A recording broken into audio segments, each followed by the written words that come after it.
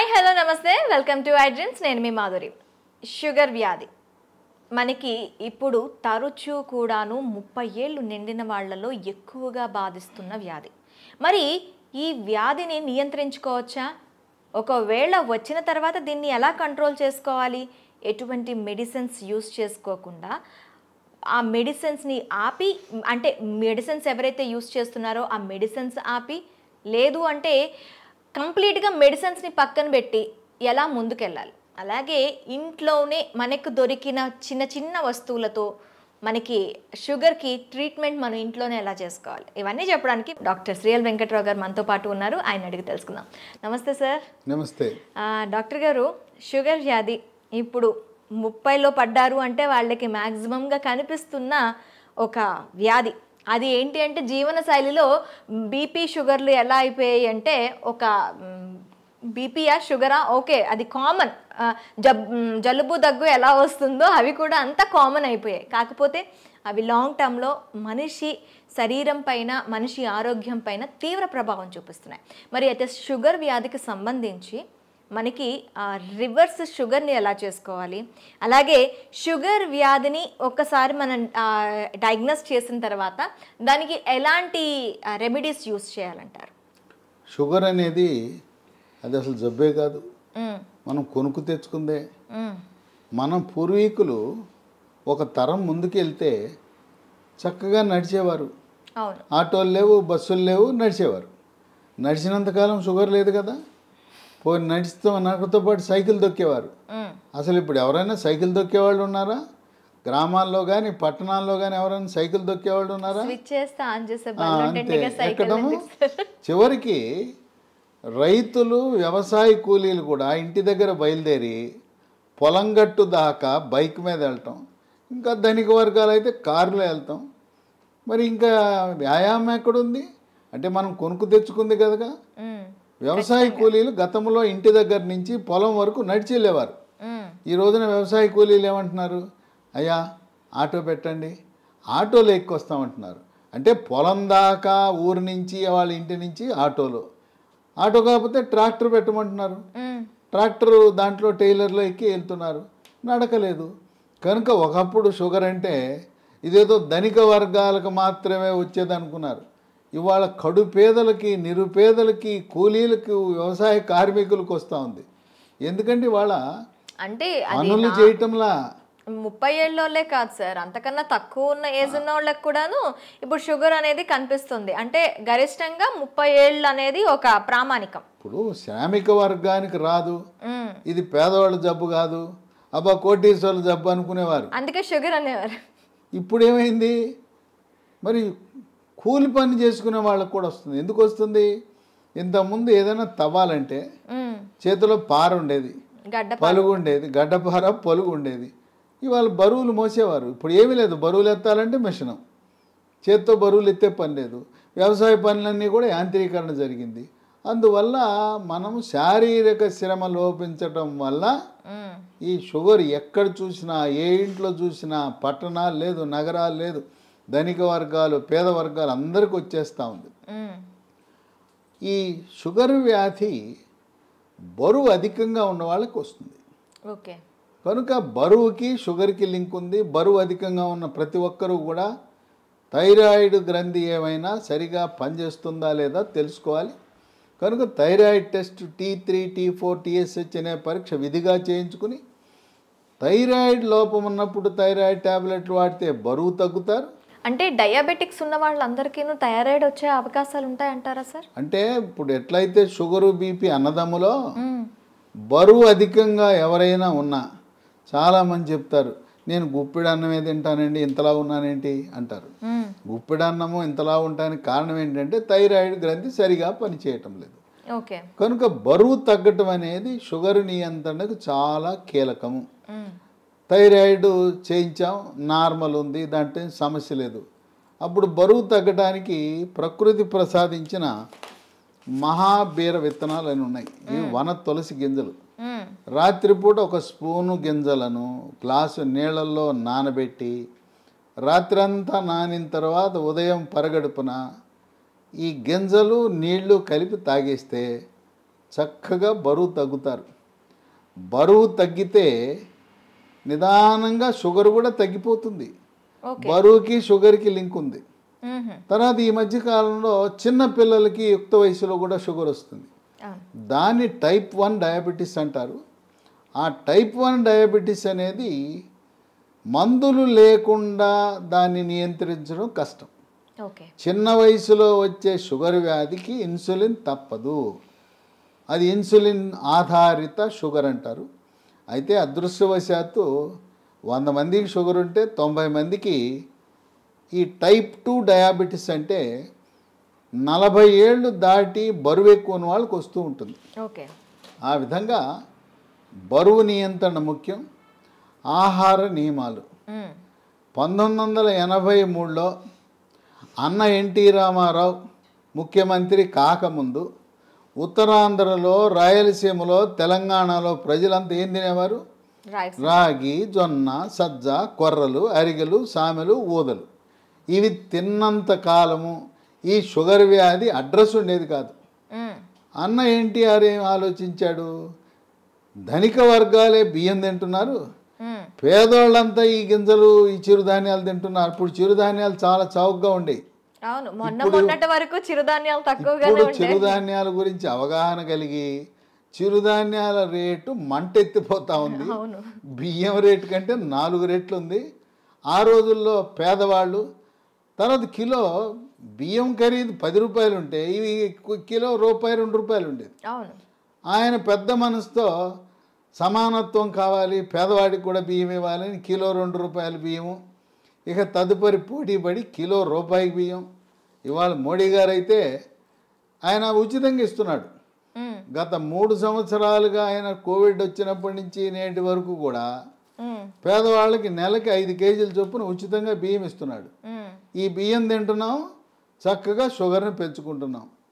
బియ్యము మానేస్తే పోని బియ్యం తిన్నారంటే పూర్వకాలం దంపుడు బియ్యం ఉండేది. ఇవాళ రోళ్ళు లేవు, రోకళ్ళు లేవు, దంపుడు లేదు. దంపుడు బియ్యం అసలు ఎక్కడ కనిపించట్లేదు. అంటే మార్కెట్లో లభిస్తున్నాయి దంపుడు బియ్యం, కొంచెం ఖరీదు ఎక్కువ. దంపుడు బియ్యము, ఎర్ర బియ్యము, రెడ్ రైసు, ఇలాంటివి బ్రౌన్ రైసు తింటే కొంతలో కొంత మేలు జరుగుతుంది. దీని బదులుగా బ్లాక్ రైస్ అని ఒకటి ఉంది, అది కూడా కొంత మేలే. అసలు అన్నం మానేస్తే షుగరే ఇంక మన జోలికే రాదు. తర్వాత కొంతమంది పాపం తెలవక నాకు షుగర్ వచ్చింది అందుకని అన్నం మానేసి గోధుమల జోలికి వెళ్ళానంటారు. గోధుమ రొట్టె వేసుకుంటున్నా, గోధుమ అన్నం తింటున్నా, గోధుమ రవ్వతో ఉప్మా చేసుకున్నా అన్న. గోధుమల వల్ల షుగర్ ఇంకా పెరిగిపోతుంది.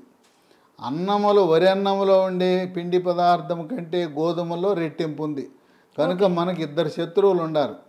దక్షిణ భారతంలో మనం తినే వరి అన్నము, ఉత్తర భారత వాసులు తినే గోధుమలు. ఈ 2 మన దేశంలో ఎక్కువ మంది తినేది ఇదే. పేద, ధనిక అన్ని వర్గాలు తినేది.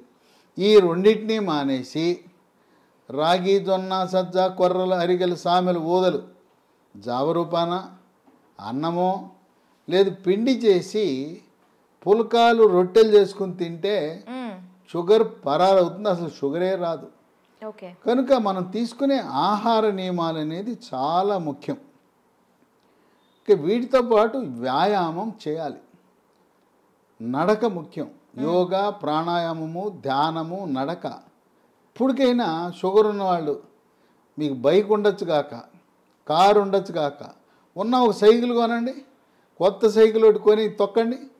సైకిల్ తొక్కితే పోనీ బయట తొక్కడం వీలు కాకపోతే ఇప్పుడు కూడా కొంతమంది సైకిల్ స్టాండ్ వేసి ఇంట్లోనే తొక్కుతుంటారు. స్టాండ్ వేసి తొక్కుతుంటారు. సైకిల్ తొక్కితే బరువు తగ్గుతారు, మోకాళ్ళ నొప్పులు తగ్గుతాయి, కండరాల నొప్పులు తగ్గుతాయి, షుగర్ కూడా నియంత్రణలోకి వస్తుంది. మన ఇంట్లో వాషింగ్ మెషిన్ ఎట్లా ఉంటుందో, బట్టలు ఉతికే మెషిన్, టీవీలు ఉంటాయి, గేజర్ ఉంటుంది, అట్టాగే వెయింగ్ మెషిన్ కూడా ఉండాలి.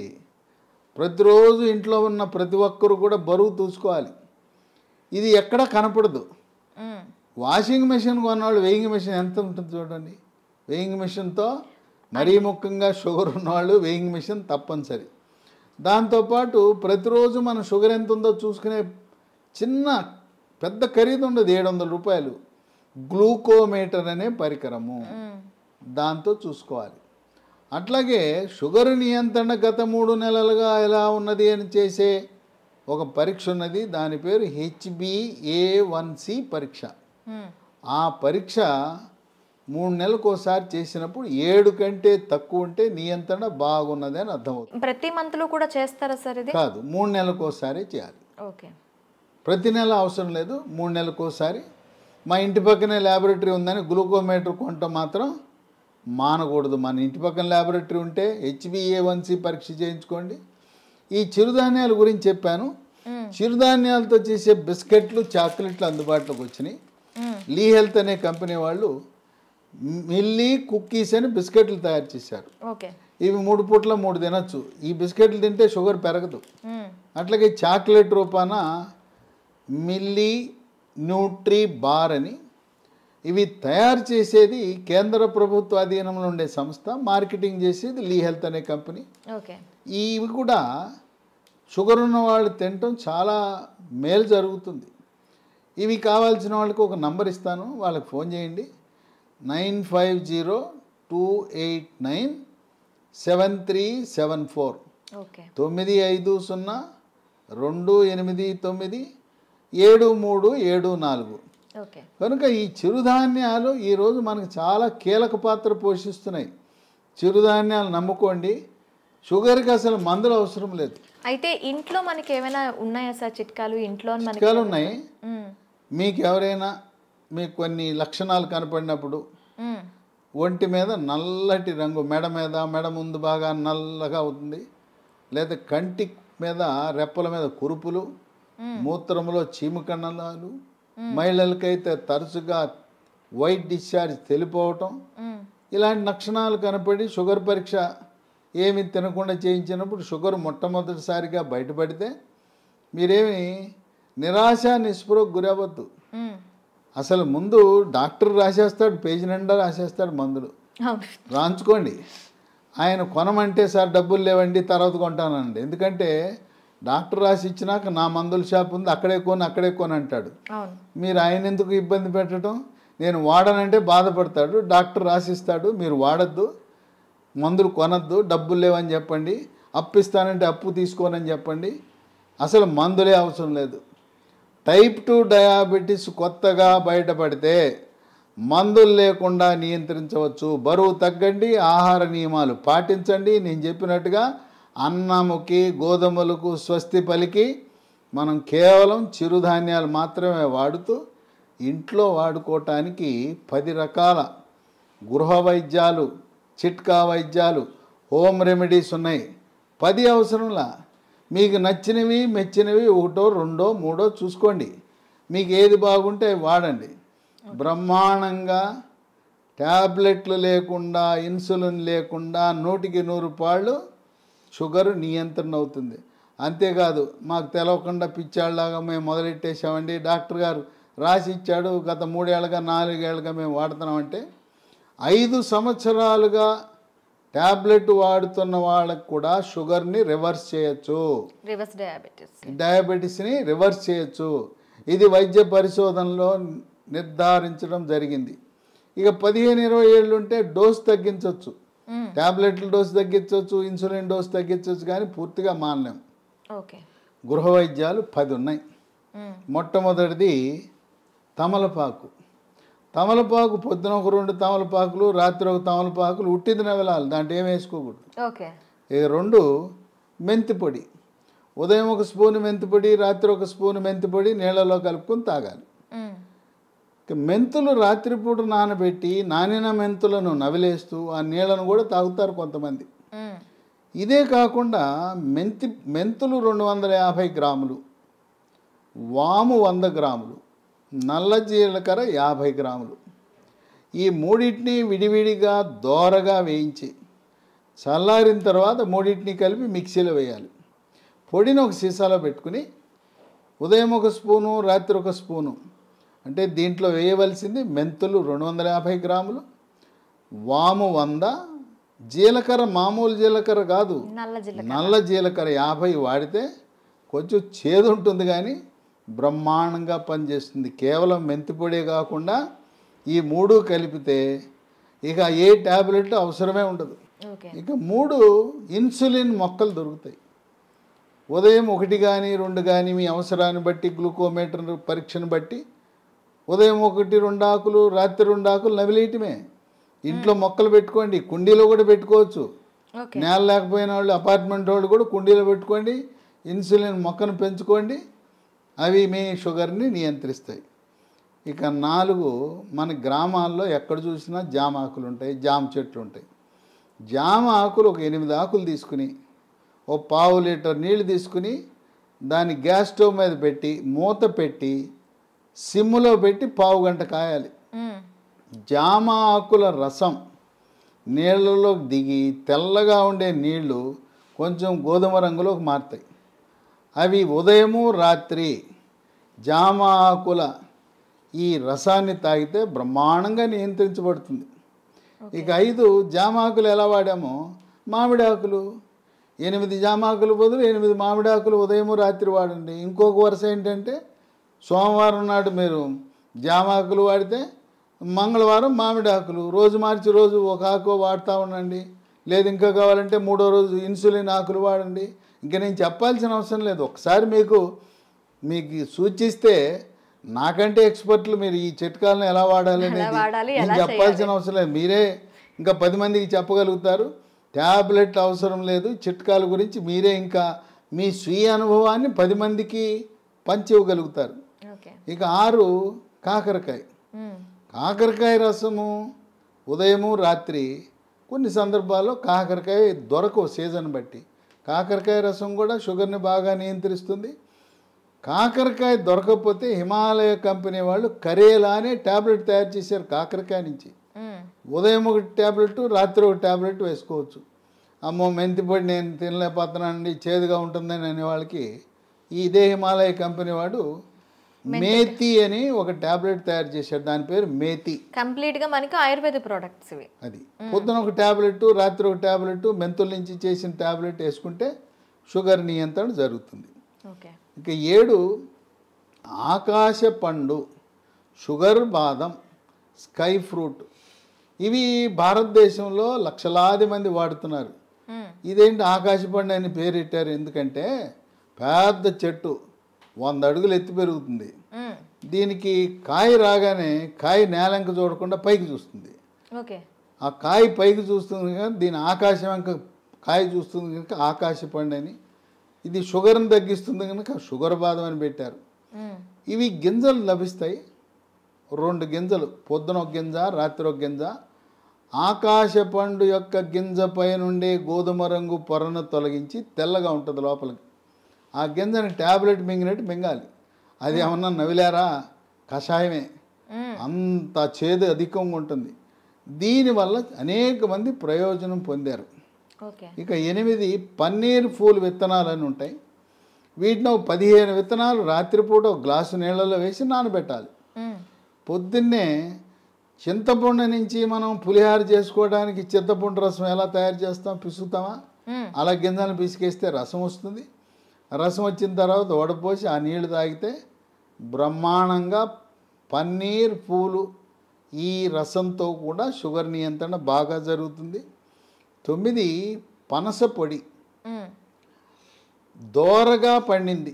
పచ్చిదేమో పనస పండు ఆకుపచ్చ రంగు, పండితే పసుపు రంగు ఉంటుంది. మధ్యస్థంగా ఉండే పనస పండు తొనలని వాటిని గింజ తీసి తొనలు ముక్కలు ముక్కలుగా చేసి ఆ తొనల ముక్కలను ఎండబెట్టి పొడి చేసి ఉదయము మధ్యాహ్నము రాత్రి ఒక్కొక్క పూట 30 గ్రాముల చొప్పున టిఫిన్లోను అన్నంలోను 3 పూట్ల వాడితే ఇవి ట్యాబ్లెట్ లాగా పనిచేస్తే పనస పొడి.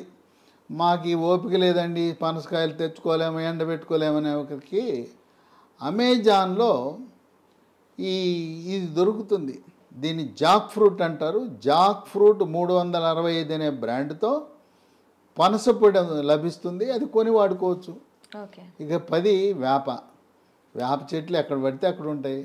వేప ఆకులు వాటిని ఆకు నుంచి బెరడు నుంచి వేరు వరకు కూడా మంచి ఔషధ. వేప ఆకుల వినియోగం ఉదయము రాత్రి వేప ఆకులు నవిలేస్తే, అంటే ఇక్కడ మనం ఒకటి గమనించాలి. షుగర్ తీగా ఉంటుంది కదా, తీయటి జబ్బు మనకు వచ్చింది, మనం విరుగుడు ఏమేస్తున్నాం, చేదేస్తాం. తీయదానికి, తీయని జబ్బుకి చేదు మందులు వేస్తున్నాం, చేదు చిట్కాలు వాడుతున్నాం. చూడండి, అన్నీ కూడా ఏది చూసినా చేదు కషం. అదేమో షుగర్ జబ్బు, షుగర్ని తీపిని చేదుతో విరుగుడు విధంగా మనం చేస్తున్నాం. కనుక షుగరు వచ్చిందని ఏమీ దిగులు పడద్దు. మీ యొక్క వైవాహిక జీవితానికి కానీ పిల్లలు పుట్టడానికి కానీ ఎటువంటి ఇబ్బంది ఉండదు. కొంతమందికి ఒక అనుమానం ఉంటుంది, అమ్మాయికి చిన్న వయసులోనే షుగర్ వచ్చిందంట, పెళ్లి చేసుకుంటే నా వారసులు పుడతారో లేదో అని అనుమానం ఉంటుంది. చిన్న వయసులో టైప్ 1 డయాబెటీస్ వచ్చిన మగవ పిల్లలు కానీ ఆడపిల్లలను కానీ ఎటువంటి సంకోచము లేకుండా వివాహం చేసుకోవచ్చు. సంసార జీవితానికి కానీ పిల్లలు పుట్టడానికి కానీ ఎటువంటి ఆటంకము కాదు. చిన్న వయసులో ఉంటే ఇన్సులిన్ కావాలి, పెద్ద వయసులో బయటపడితే మన ఆహార నియమాలు, గృహ వైద్యాలు, బరువు తగ్గటము, వీటితో సంపూర్ణంగా నియంత్రించవచ్చు. ఈ వీడియోని 10 మందికి షేర్ చేయండి. ఈ సమాచారం మీలోనే దాచుకోకుండా మీ సోషల్ మీడియా ద్వారా, మీ వాట్సాప్ ద్వారా, మీ స్నేహితులకు, బంధువులకి, తెలిసిన వాళ్ళందరికీ కూడా దీన్ని షేర్ చేసి దీన్ని పంపించి అందరూ దీనివల్ల ప్రయోజనం పొందేలా ఒక సందేశం వెళ్ళాలి. షుగర్ వ్యాధి ఉంటే దిగులు చెందవద్దు, షుగర్ వ్యాధిని చేదు వస్తువులతో మనం తిప్పికొట్టచ్చు అనే సందేశం సమర్థవంతంగా మనం ప్రచారం చేద్దాం. Okay sir, thank you very much. చూసారు కదా, ప్రతి ఇంట్లో కూడా షుగర్ బారిన పడి బాధపడుతున్న వాళ్ళు చాలామంది ఉంటారు. వాళ్ళందరికీ కూడాను ఈ సమాచారం అనేది ఖచ్చితంగా అందాలని ఐ డ్రీమ్ తరపున కోరుకుంటున్నాం. మరొక అంశంతో మీ ముందుకు వస్తాం. Stay with us.